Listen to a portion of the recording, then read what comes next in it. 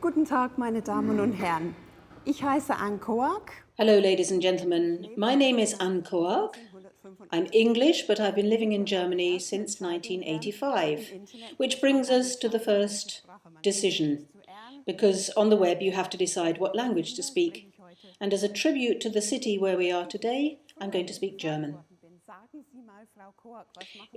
In the old days, when I was asked, people used to say, Mrs. Koark, what do you do as a job? And I used to say, I'm a juggler. I'm a single mother of 3 children. I had 4 budgerigars, and I had to run a successful company. These days, when they ask, hey, Mrs. Koark, what do you do by way of a job? Then all I can say is, I'm an ex-VIP. Very intensively poor, I used to be. Now I'd like to tell you my story and how all this happened, what I learned from it, and what I think we can all learn from it, how we can conduct ourselves on the web if it comes to the crunch, how one can behave as a person if it comes to the crunch. I set up a company in 1999 in a farmhouse in Freising. The company had a web page, and within a few hours, and within 48 hours, I had the first 2 clients. Obviously, I have to respect confidentiality, and I obviously can't tell you that a leading light on the stock exchange, and also a big group from the United States. Thanks to the internet, I was able to set up a company here, 4 companies like that, and I could do that without having any offices. I thought about how I would run my company. My sign of the zodiac is Taurus, so I'm pretty security conscious, and I thought that setting up a company implied a lot of risks, and that I would avoid those risks if I set up the company alongside my other job. And fortunately, there were companies in Silicon Valley already, and I was able to set up my company as a sideline. It didn't take long, and word got round in the United States that this company, Trust in Business, my company, existed. And we had so many inquiries that by the end of 1999, I had to make a decision. Either I was going to devote myself to it full-time, or I was simply going to close it down. Because if I was to continue the company as a sideline, I would have had the problem that quality would have suffered. So I thought, okay, what can go wrong if you set up a company?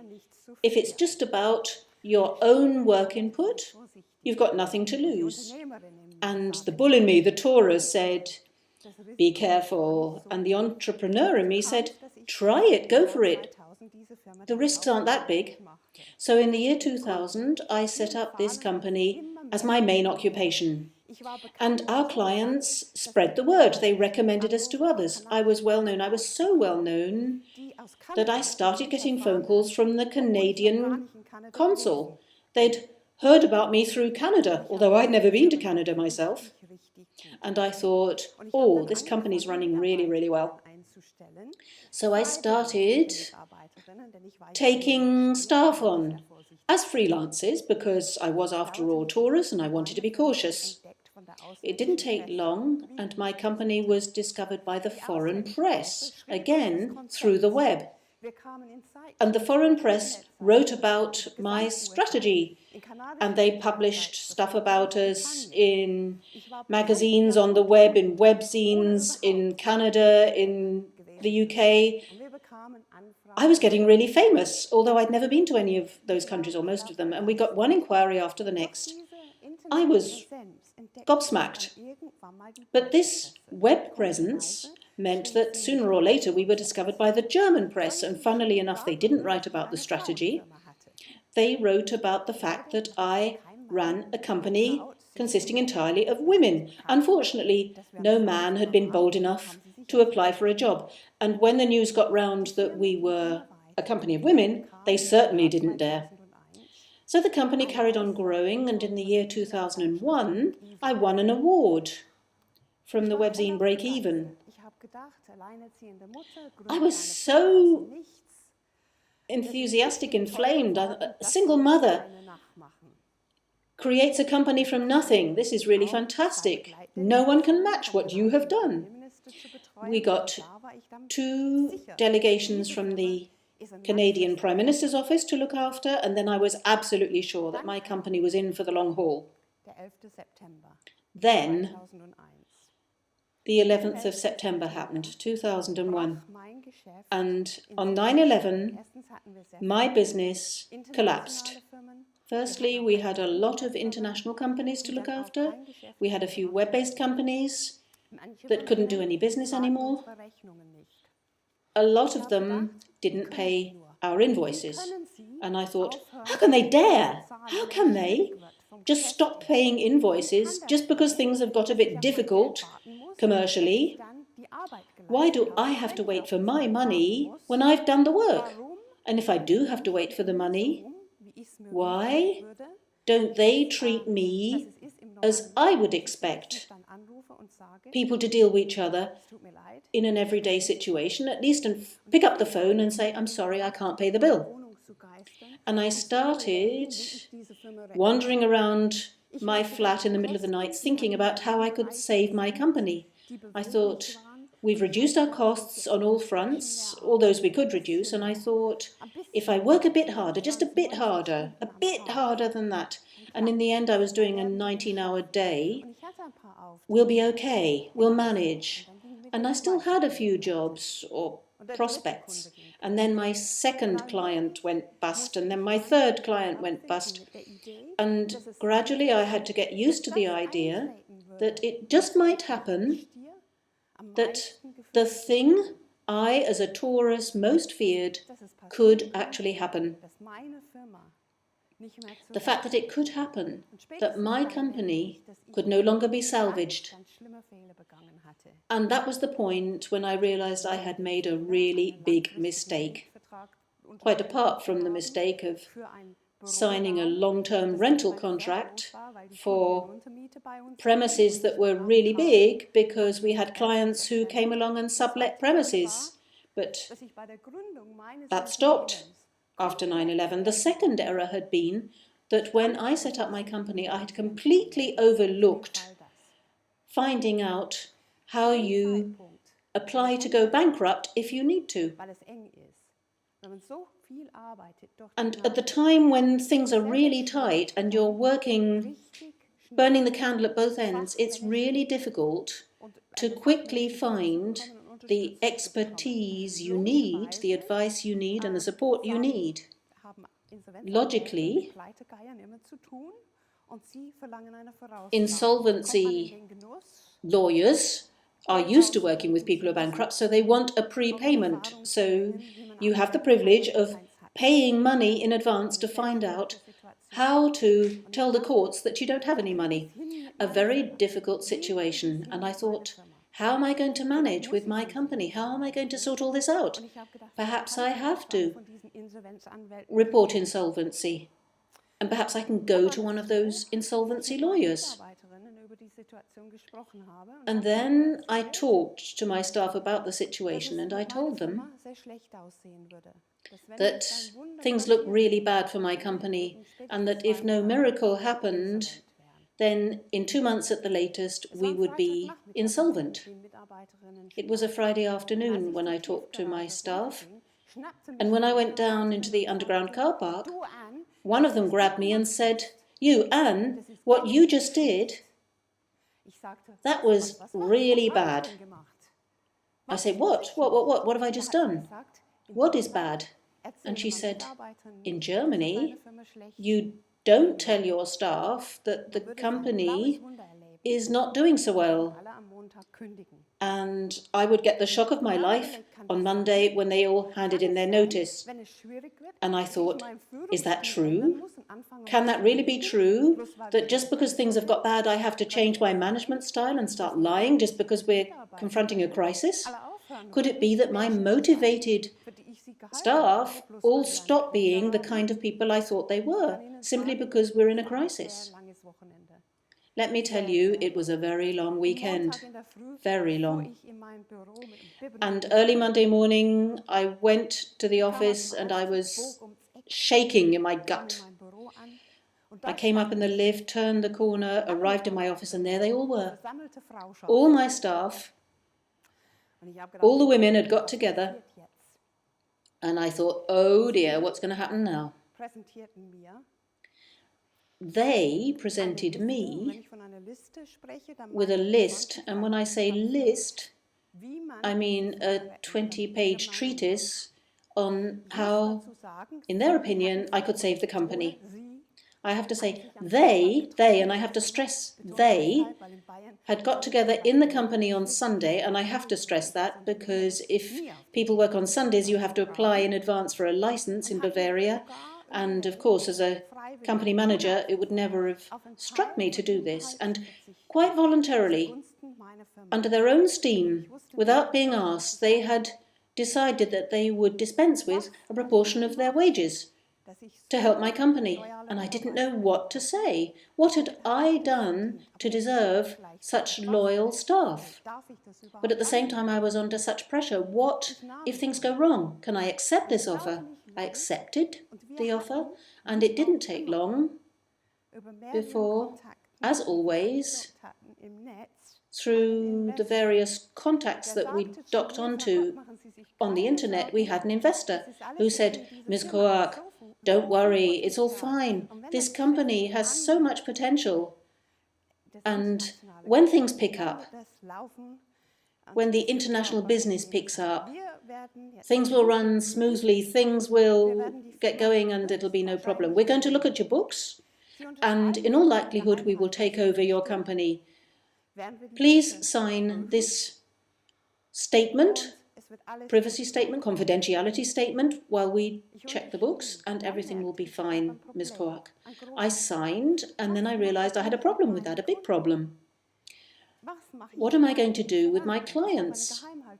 What am I going to do with my suppliers? I've signed this confidentiality agreement, and I can't tell them about it. On the other hand, in ethical terms, can I order supplies for the clients in the building? If this investor doesn't come on board, it won't work.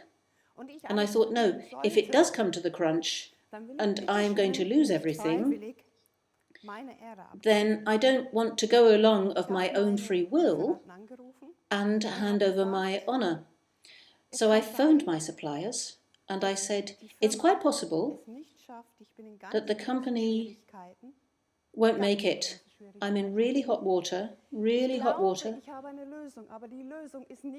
I believe I have a solution, but the solution isn't absolutely certain.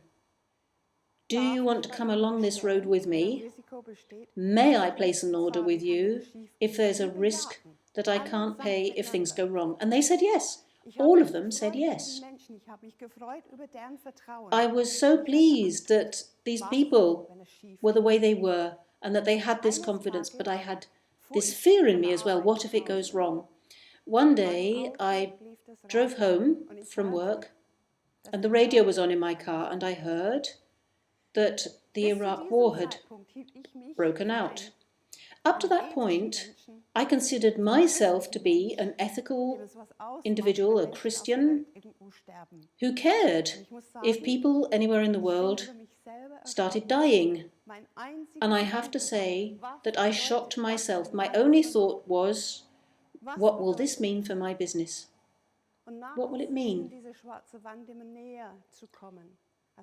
And this black wall seemed to be coming closer and closer. I couldn't get out of the rental agreement because around me they had built an additional 54,000 square meters of office space, which means that the price in euros had dropped, which means I couldn't sublet anymore. And I thought, what now? What if it comes to that point? What if this investor decides to get out of the agreement? What do these words mean anyway? Insolvency, insolvency. And then I started thinking solvency in terms of chemistry means dissolves itself. So insolvency must mean doesn't dissolve itself. Come back to your core. I'm going to stay there, whatever happens. Creditors. Oh, I love the German language. It's so vivid in the German language. My creditors, will they believe in me? It's about creditworthy, isn't it? Or what if I have to become insolvent? They will lose their faith in me, as if I didn't feel guilty enough. If things go wrong, my feelings about all my loyal staff and those fantastic suppliers who believed in me, and my children, who then wouldn't have the pleasant life I hoped they would. The next day, I got there early in the morning, the phone rang, and it was the investor. My heart sank, and he said, Miss Koark, we're really sorry. We can't. First, 9/11. Secondly, the Iraq War. It's going to take so long for this international business to pick up and people starting to want to set up branches in Germany. We would have to invest so much money in this. We're getting out. And I thought, oh my God, now what? I made an appointment with an insolvency lawyer. And before I drove over, the evening before, I said to my partner, tomorrow I've got an appointment with an insolvency lawyer. Can you come with me? I don't think I can face this. And he said, hang on. The big entrepreneur who can negotiate with the entourage of the Canadian Prime Minister, who achieves everything she sets out to do, can't talk to a lawyer on her own? Is there something wrong with you? And I said, that's the problem. I can't face it. So the next day we put everything in the car, we set off, the sun was shining, and I thought, how does it dare? Other people were smiling in the car, and I was on the way to prepare for the funeral of my baby. My trust in business. And I ran through it in my head. Insolvency lawyer, insolvency lawyer, insolvency lawyer, please. I don't want to cry when I hear the term because I know what it means. We got out of the car, we went straight up to the door opened, and you could have knocked me down with a feather. I wanted to laugh. I thought she'll think I'm not just broke, I'm bonkers. In England, when you haven't got any money, you say, I haven't got a bean. And there he was, my lawyer. The very spitting image of Mr. Bean. I was so happy about that similarity because it was something to cling on to. At least there was something to laugh about in this situation. Because what he had to say to me was not so nice. He said, you're going to lose your company. I thought, logical, I'm going to lose my company. He said, Miss Koark, you're going to lose your car, your mobile phone, your private pension, the home you own, your savings, and Miss Koark, please don't talk to your creditors about this. And I said to him, hang on, why shouldn't I talk to my creditors? That's no good. That's no good. These people stood up for me when it was difficult, and I'm supposed to go and hide and not talk to them. And he said, Miss Koark, there is going to be an insolvency administrator. And I said, who's that then? Sounds like a henchman, an executioner. And he is going to implement the penalty for the fact that I wasn't able to keep my company going. And he said, he is responsible for organizing this procedure and he will protect the creditors. And I said, I don't want to kill them. I want to talk to them. At least I want to take my leave in an honourable manner. On the way home, I thought, if this insolvency administrator turns up, then it would be nice if he could compensate. If my lawyer looks like Mr. Bean, it would be great if he had a tiny resemblance to George Clooney. So at least this 6-year period that I have to go through is at least visually bearable. even if the contents isn't. And at some point, Mr. Bean put pressure on the court because I'd said I can't stick with this psychological pressure for long, not communicating with the outside world, and along he came. The doorbell rang and I opened the door, still hoping that it would be George Clooney, please, and there he was. A primitive Bavarian, one eyebrow went up and he said, Ms. Koark, 800 square meters of office space, and I thought, oh no, I know what I've done wrong. I know what I've done wrong, but I can't change it now. So I thought, focus, focus, focus, you want to talk with your creditors. So I handed over all the documentation I had prepared, everything I had in a file, everything I own privately, everything the company has in another file. And he looked at all this and he said, Ms. Koark, hats off. At least this looks quite sensible, he said. He said, I've been doing this job for such a long time and never have I seen such well-ordered papers. And I thought, okay, stony broke, but at least well-ordered. The first thing we can cling on to, the first positive concept, well-ordered. And I said, can I talk to my creditors? And he said, Frau Koark, if it's so important to you, I will give you permission. Well, often you think about these things, and often you say these things. And then when it comes to it, you realize it's not as easy as the words.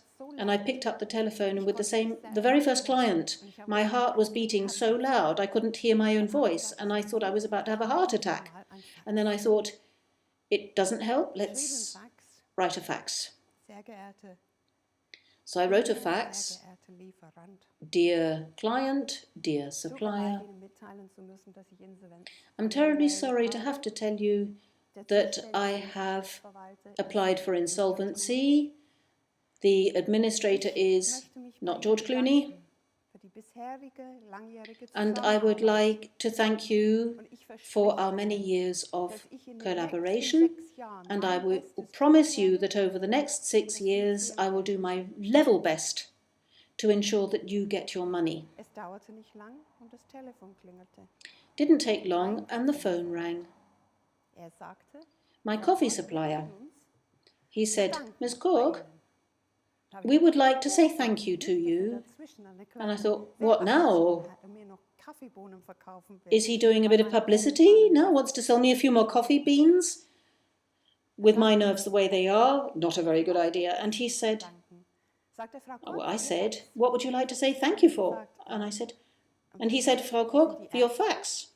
And I said, why? He said, you're the first who has told us yourself. And I said, no problem. And I thought he would simply put the phone down. I hoped, because I had a lump in my throat.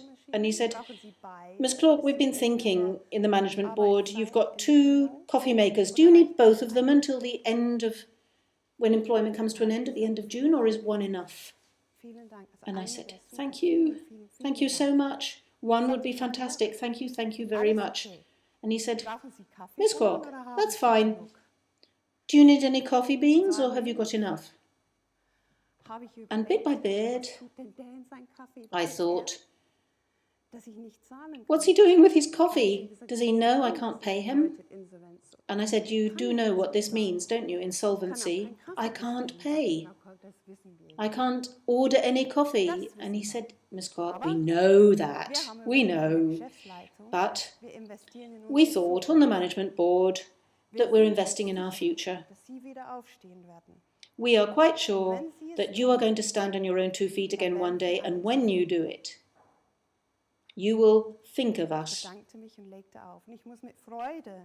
I said thank you and put the receiver down. And let me tell you, with great pleasure, I wrote about this once in an article. And I took an extract from my book for the internet and wrote about it there as well. I got a phone call years ago, and the person said to me, Ms. Koark, who supplies your coffee? And I said, why do you want to know that? And he said, anyone who responds in such a human way should be rewarded. We're opening 24 bakeries across Germany and we need 24 coffee machines. So who is it? And he was right with his investment in the future because he got the job.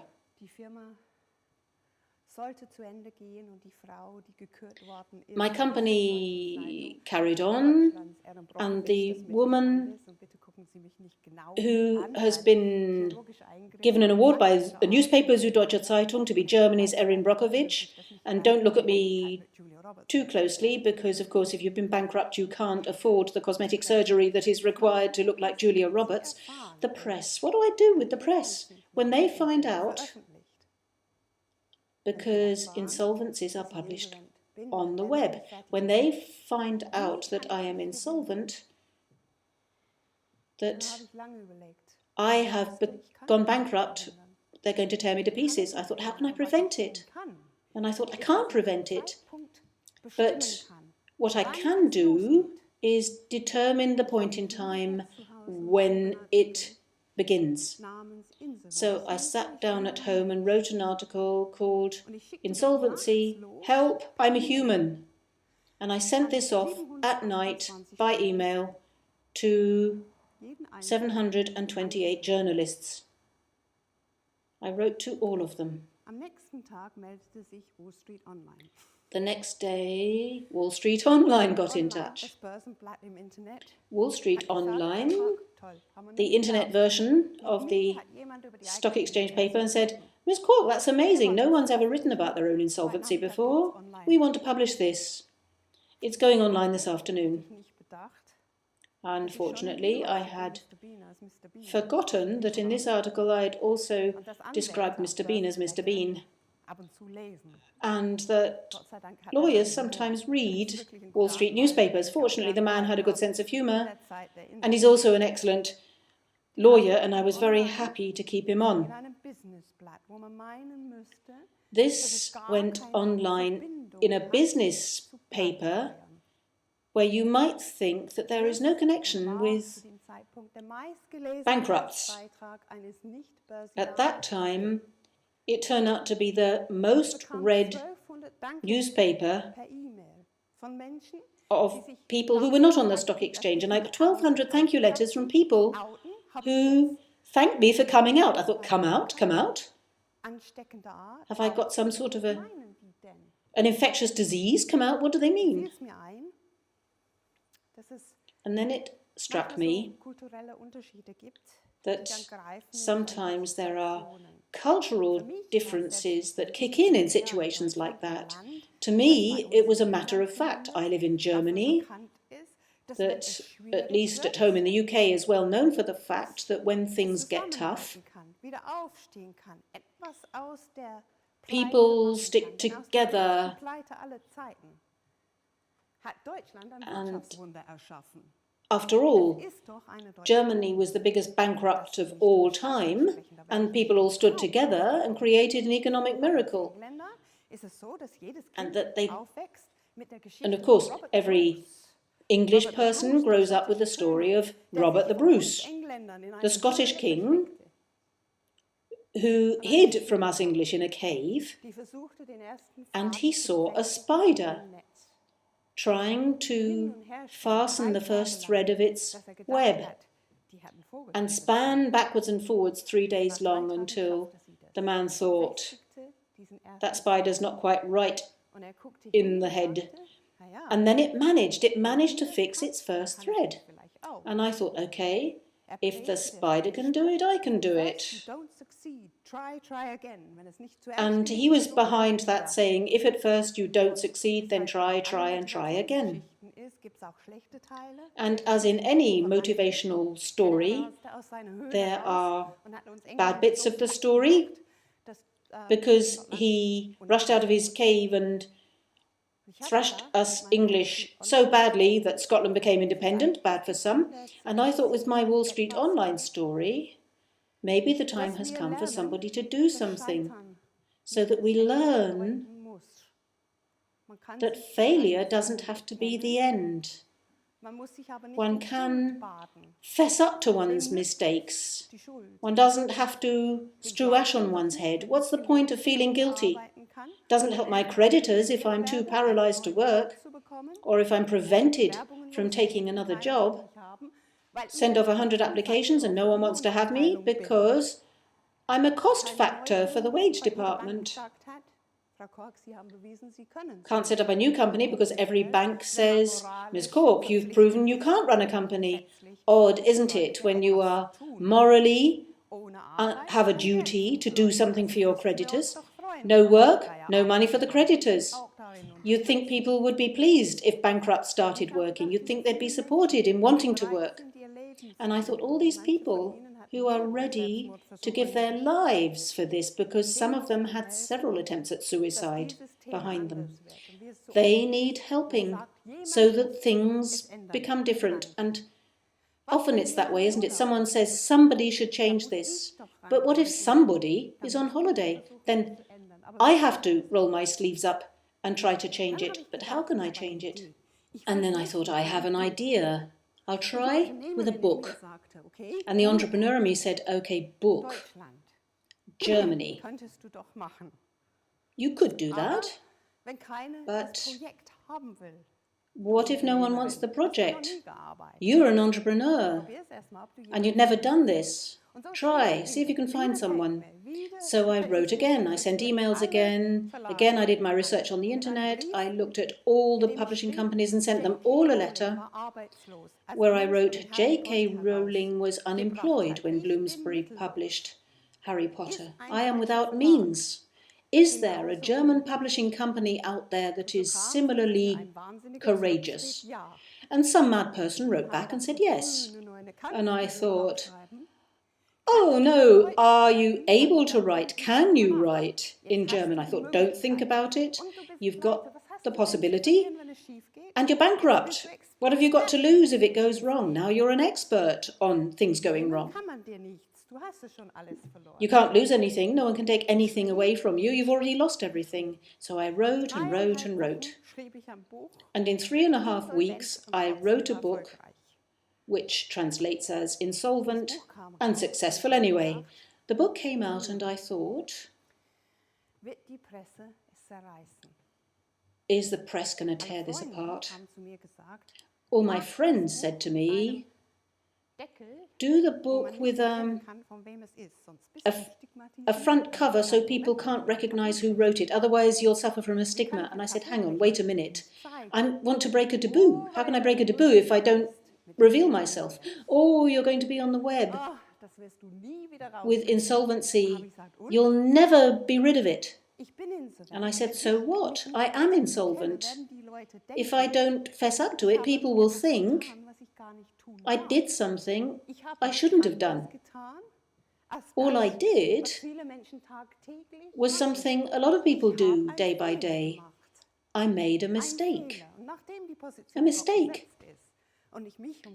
And now that position has been occupied and I'm not allowed to apply for the vacancy. I have to accept my warts and stand by them. And in England they say that when you fall, it's not you that's failed. You fail if you don't stand up again and try to make the best of it. And so my face appeared on a book, even though I wasn't sure what would happen next. And the book came out, and I went into spiritual hiding. And instead of the book being torn apart, it ended up on the bestseller list of business titles in Germany, where it spent 7 months, all in all. Funny book. The book is like the popular TV soap Lindenstrasse in Germany, which has fantastic ratings, fantastic ratings, but whoever you talk to, nobody has seen it. And it was a bit like that with my book. It's on the business bestseller list, but apparently no one's buying it. They go into the bookshops, they have the book wrapped up as a present, because quite possibly I might know somebody who quite possibly might sometime in the future possibly become insolvent. But it's just about hiding. Maced Most sales are web-based because it's a taboo issue. Fantastic. So I sat there with my other problems, with my company, no work, no job, and said to not George Clooney, who wanted to help me to plunder my company and find money for the creditors, how can it be? I said, what do I do now? I haven't got any money. I have handed everything over as the law requires of me. I need to find a job and I don't know how. Isn't there something you can give me so that at least I can cover my costs so that my kids have something to eat? And he said, we still don't have enough money to distribute, Ms. Koark. We can't do that. But if for the next 5 years, if in the last 5 years you have at any point been employed, there's a little provision that means that you can at least get some support from the job centre. So I was supposed to go to the job centre. I thought, great. Insolvent, bankrupt, and now I have to go on the dole. So I prepared for my business journey, the business journey of a failed woman, to the job centre. For 12 days I thought about it. I plucked all my courage up and I went straight up to the information desk, and the woman said, when I asked about where I had to go to report that one is unemployed after insolvency, she said, people like you we don't want here. I thought, that's weird. I always paid the employment part of the national insurance contributions, and maybe that helped a little bit to her having a job. And perhaps people could help me. I only asked a friendly question, and then I thought, don't get upset, you'll find the door, and I found the door. And I said, I'm insolvent. I have to report the insolvency, and my insolvency administrator said I should come here. Yeah, they said, I'll give you the form. I filled it in, and they said, oh, we're not responsible for you, Miss Clark. And I said, but George Clooney said, I have to come here. And yes, exactly, that's what you've put on the month, that you have to make yourself available to him for the next few months so that you can help him plunder your company in the interest of the creditors, which means you're not available for work, which means you don't belong in the job centre. And I thought, fantastic. So am I supposed to fulfil my moral, my legal requirement to help my creditors to get hold of money, which they can't do without me? And at the same time, me and my children are supposed to go hungry. So I said, what can I do? And they said, oh, go to the welfare office. I thought, fantastic. I've been living for so many years in this country. I've never needed welfare. I've got 2 healthy hands. I've got a head which most people think works pretty well. I can do a job. Why do I have to go on welfare?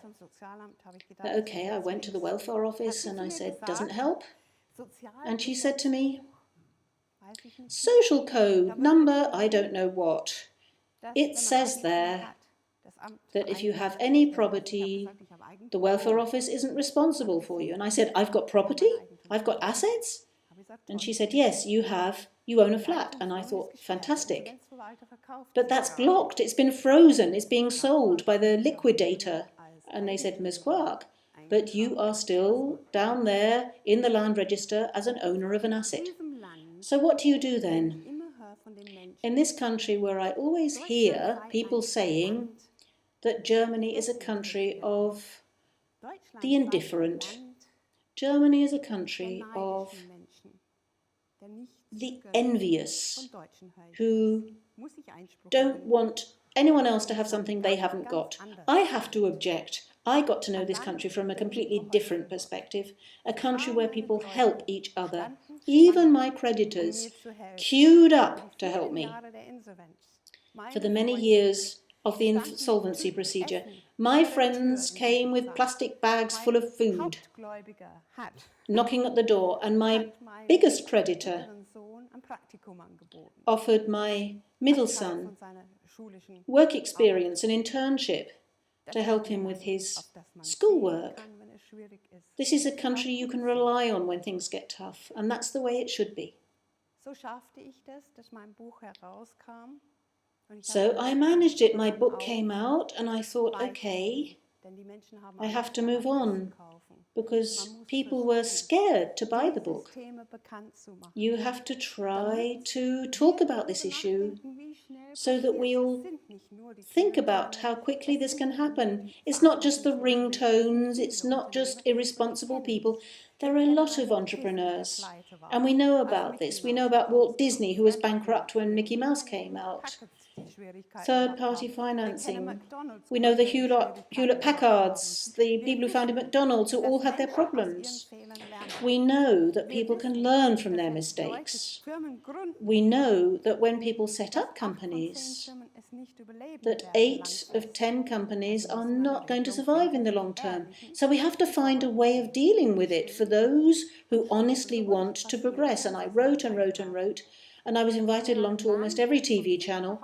And in a country that claims not to have a sense of humour, a country that always says, how fantastic, you have a British sense of humour. In 2004, I won the Lady Business Award for those very efforts, a business award, at a time when I didn't have a business anymore. So let no one tell me that this country doesn't have a sense of humour. I got the special SME award in 2005 for the efforts I'd made to give people a second chance. And then the phone rang, and who was it? The EU. Miss Koark, could you come to Brussels and talk to us? So I went to Brussels, and you know what happened? Next to the World Bank and the OECD and the justice ministries of many different EU countries, the little bankrupt was given a chance to speak about her experience, because all those organizations were working on what the stigmatization of failure can mean in inhibiting innovation. Because if I'm scared of the consequences of starting a company, and what happens if I stumble, I'm probably scared to implement my ideas, and that costs money. That costs a lot of money. And I thought miracles are happening here, because as a result of that, I was allowed to speak on a platform with the Justice Minister of Germany at the time, Ms. Tsipras, twice over. And she assured people that there would be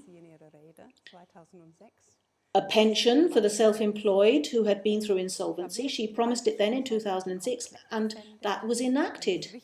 So now your private insurance, which you have to have if you're self-employed in Germany, is now no longer pawned. You are treated like any employed person. And it's all possible if you are bold enough, if you say what you believe. And with all the risks that the internet implies, there is an opportunity there in the internet to communicate with the world outside. The internet, in this particular case, led to the law on the 1st of July 2014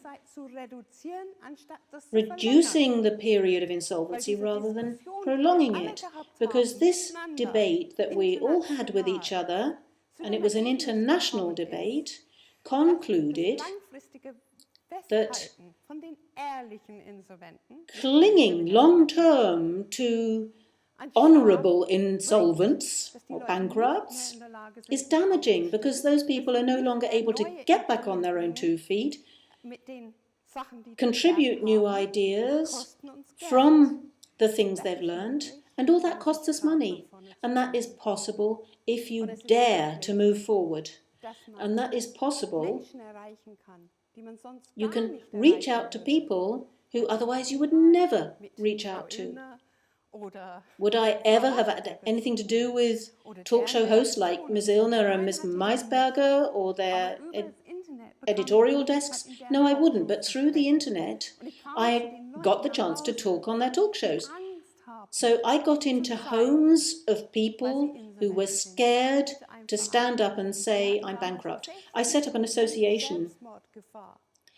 60% of the members were at risk of suicide just because of money. And it was all possible because of this free of charge internet platform. Free of charge, which means if you're bankrupt, like I was so important. I was able to speak. I was able to experience freedom of expression without charge. And I am very, very grateful for that. I always thought of my grandmother, who always used to say to me, Anne, you know, fear is like a guard dog. If you run away from it, it'll come running after you, barking and biting. But if you turn around and look it in the eyes, it'll lie down and sleep. And that's what happened with my fear of the consequences. Now, I have managed to get back on my own 2 feet. Now I am just as successful as I was back then. Now I have those 5,000 contacts I had in the old days. Active commercial contacts. You don't lose everything. You don't lose the chance to do everything. And if you think about it, you've written a book, Insolvency, and successful anyway. Why successful? In my view, if you are in trouble and you stand up again, that is a success. I'm quite sure of that. Success is what we derive from our experience. And I hope that you will place your trust in the internet and use it for things that are important to you, because there are lots of important things to discuss globally, things that we can advance across the world. So thank you very much. I'm Anne Koark, and I was a bankrupt, but I'm still successful.